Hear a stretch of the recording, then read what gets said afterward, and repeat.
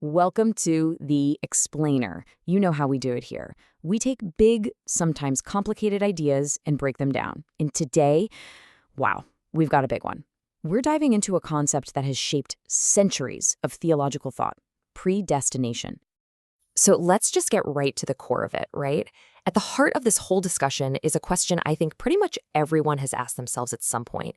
Is our destiny predetermined? Is it all already written out for us? Are we just actors following a script, or do we actually get to write it as we go along? Okay, to really get our heads around this massive topic, we're going to break it down into 5 key parts. First, we'll nail down what predestination actually means in this context. Then, we'll look at the 2 very different outcomes it proposes. After that, we'll get into the nitty-gritty of its main characteristics, explore a really fascinating debate about timing, and finish up with a major historical showdown that completely shaped modern theology. All right, first up, God's special plan. Let's dive right in by figuring out what predestination even means in a theological sense, because you know what? It's probably a lot more specific than you think. So right off the bat, let's be clear. When we talk about predestination here, we're not talking about, whether a star is going to go supernova or if gravity will still be a thing tomorrow. Theologically, it's super focused. It's zoomed way in on the eternal destiny of rational beings. Humans, angels, creatures that can actually have a relationship with a creator. And here's where it gets really interesting. We have to distinguish it from a related but much broader concept: God's decree. So think of it like this. If the decree is the giant, universal blueprint for the entire cosmos, every star, every planet, every single thing that ever happens, then predestination is like a very specific, highlighted chapter in that blueprint that deals only with salvation and damnation. Okay, so we've established it's a special plan. But this plan, well, it doesn't lead everyone to the same place. It's more like a fork in the road, leading to 2 completely opposite outcomes. In theology, they're known as election and reprobation. So on one side of that fork, you have election. This is the idea that some are chosen for eternal life, and this choice is seen as an expression of God's love. But on the other side, you have reprobation. This is where some are, they're passed over and basically left to face the just consequences of their own sins. It's a stark contrast rooted in love versus justice. Okay, so if someone is chosen through election, what does that actually mean? What does that look like? Well, according to this doctrine, it is definitely not some random off-the-cuff decision. Theologians have pinpointed 5 very specific, very powerful characteristics to define it. And here they are, all 5 of them. First, it's sovereign. That means the choice comes completely from God's will, not because of anything a person did or didn't do. Second, it's unchanging and eternal. So the idea is that this decision was made before time even began, and it's not going to change. It's set. Now, this next one is huge. It's unconditional. This is a really key point.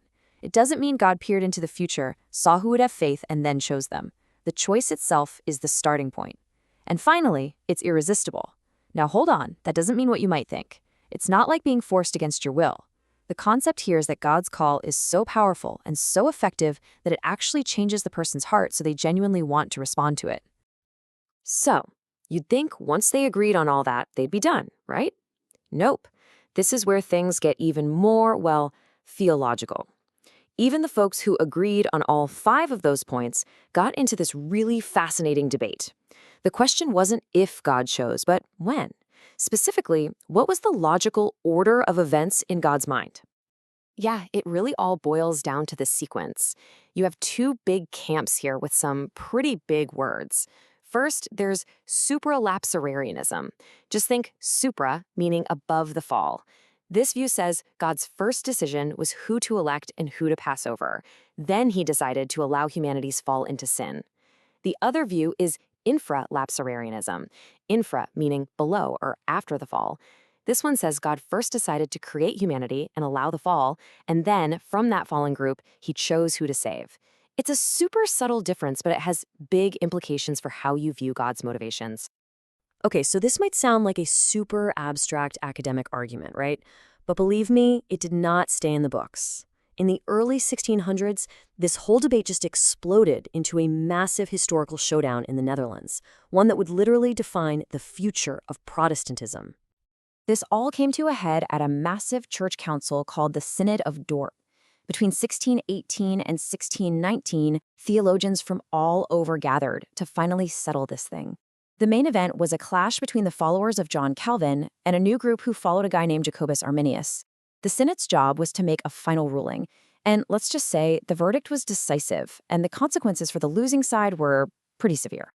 And this table right here, this lays out the 5 core disagreements perfectly. This is the whole fight in a nutshell. Take a look at the first one, predestination. The Arminians argued that God's choice is based on him knowing in advance who would choose to have faith. But the Calvinists said, no way, the choice is totally unconditional. Or look at human nature. Arminians believed people have enough free will to choose God. Calvinists argued that humanity is so fallen that they're unable to choose God, meaning his grace has to be irresistible for those he saves. As you can see, these aren't small differences. They disagreed on pretty much everything. So what was the final score? The big takeaway from the Synod of Dort is that the Calvinist view won, big time.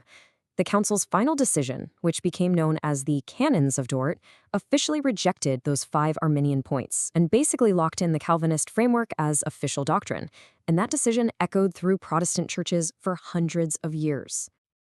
And that brings us right back to the central puzzle, doesn't it?